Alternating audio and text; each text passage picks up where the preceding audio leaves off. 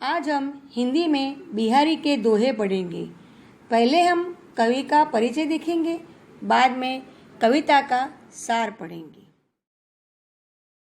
चलो स्टूडेंट, पहले हम कवि का परिचय देखते हैं। कवि बिहारी का जीवन परिचय।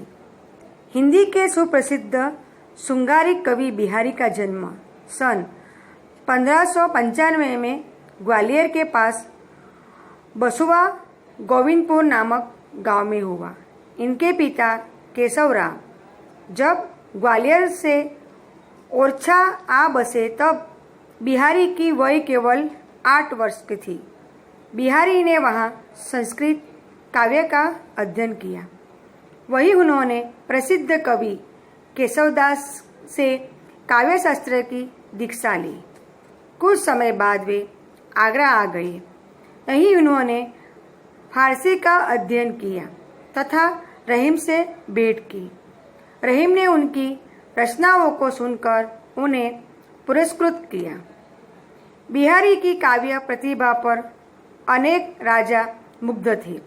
उन्हें शाहजहां के अतिरिक्त राजस्थान, जोधपुर, बूंदी जैसी रियासतों ने भी शासकीय वृत्ति प्रदान की।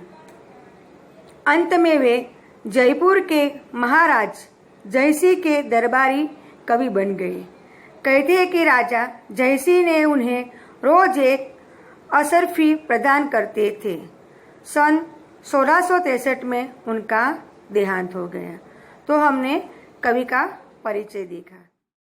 अब हम कविता का सार देखते हैं। इस कविता में बिहारी के दोहे 8 हैं। प्रत्येक दोहा भिन्न विषय से संबंधित है। अंततः क्रमानुसार उनका सार इस प्रकार है। पहला दोहा। कृष्ण के सावले सलोने शरीर पर पीले वस्त्र बहुत सुंदर फब रहे हैं। दूसरा दोहा। गर्मी ने वन को ऐसा तपोवन बना दिया है कि हिरणबाध और सांप मोर के शत्रु जोड़े भी इकट्ठे बैठे हैं। तीसरा दोहा। कृष्ण से बातें करने की लालच में एक गोपी जानबूझकर उसकी मुरली छिपा लेती है और फिर नटखट बातें करती है। चौथा दोहा। बड़े बूढ़ों से भरे हुए घर में नायक और नायिका आंखों ही आंखों में एक दूसरे से मान मनुहार करके प्रेम वार्तालाप कर लेते हैं। पांचवा दोहा। गर्मी की तपती दोपहरी में छाव भी ऐसी दुबर गई है मानो वो भी छाया तलाश कर आराम कर रही हो। छठा दोहा। प्रेमिका चाहती है कि उसका प्रेमी उसके हृदय का हाल अपने दिल से जान ले, क्योंकि उनका भी हृदय प्रेम से धड़कता होगा। सातवां दोहा। कवि के पिता तथा भगवान कृष्ण दोनों कवि के सारे दुख क्लेश दूर करें। आठवां दोहा। जपमाला छापा तिलक आदि व्यर्थ है, मन में राम बसे हो तभी सारे काम पूरे होते हैं। ये कविता का सार है। दोहे की व्याख्या समझते हैं। पहले हम बिहारी के दोहे पढ़ते जाएंगे, बाद में उसका आशय समझेंगे। सोहत ओढ़े पीटू पतु श्यामः सोलने गात, मनो नीलमणि सेल पर आतपु पर्यो प्रभात। यहाँ शब्दार्थ देखते हैं। पहले सोहत शब्द का अर्थ है अच्छा लगता है। ओढ़े शब्द का अर्थ है ओढ़ा हुआ या पहना हुआ। पीतू शब्द का अर्थ है पीला। पटु शब्द का अर्थ है वस्त्र और श्याम शब्द का अर्थ है सावला कृष्ण।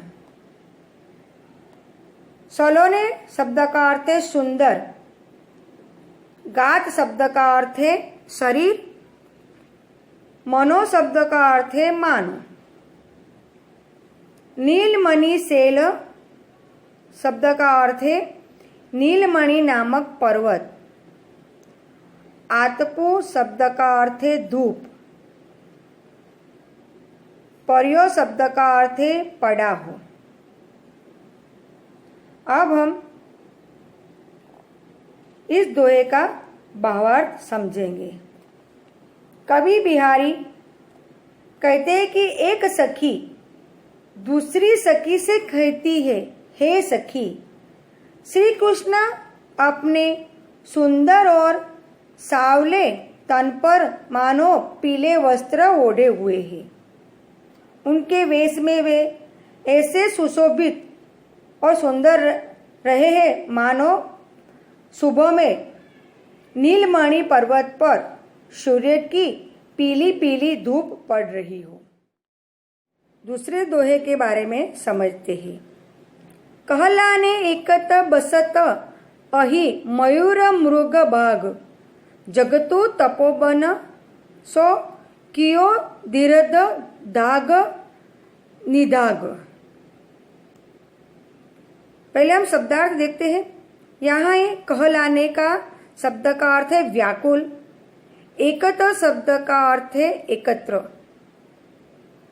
बसत शब्द का अर्थ है बसते हैं या रहते हैं। अहि शब्द का अर्थ है सांप। मयूर का अर्थ है मोर। मृग का अर्थ है हिरण। बाघ का अर्थ है शेर। जगतु का शब्द का अर्थ है संसार को। तपोवन शब्द का अर्थ है वह वन जहाँ तपस्वी रहते हैं। सो या शब्द का अर्थ है सा। दीर्घ दाग शब्द का अर्थ है भयंकर गर्मी या प्रचंड ताप। निदाग का शब्द का अर्थ है गर्मी का मौसम। अब हम इस दोहे का आशय समझते हैं। कवि बिहारी कहते हैं कि ग्रीष्म ऋतु या गर्मी की ऋतु भयंकर गर्मी से सारी धरती तपोवन के समान बना दिया है। तभी तो गर्मी के ताप से प्रभावित होकर सब शत्रु परस्पर भाव रखने वाले सांप और मोर तथा हिरण और सिंह साथ साथ निवास कर रहे हैं। तपोवन में ही ऐसी मैत्री संभव है। तीसरा दोहा हम देखते हैं। बतरस लालच लाल की मुरली धरी लुकाई, सोह करे बोहनो हसे दीन कहे नटी जाई। हम शब्दार्थ देखते हैं। बतरस का शब्द का अर्थ है बात करने का आनंद। लाल शब्द का अर्थ है कृष्ण। धरी का अर्थ है रख दी। लुकाई का अर्थ है छिपाकर। सोह करे शब्द का अर्थ है सौगंध खाती है। बोहनो का शब्द का अर्थ है भोह से या बोह से। देन शब्द का अर्थ है देने के लिए। नटी जाई शब्द का अर्थ है इनकार करती है। अब हम इस दोहे का आशय समझते हैं। कृष्ण से रस भरी बातें करने के लालच में नायिका कृष्ण की बंसी छिपाकर रख देती है। अब एक और कृष्ण के सामने बंसी न चुराने की सौगंध खाती है। दूसरी ओर मन ही मन में हंसती भी है। कृष्ण उसे बंसी देने के लिए कहते हैं, किंतु वह साफ इनकार कर देती है कि उसे बंसी के बारे में कुछ भी पता नहीं है।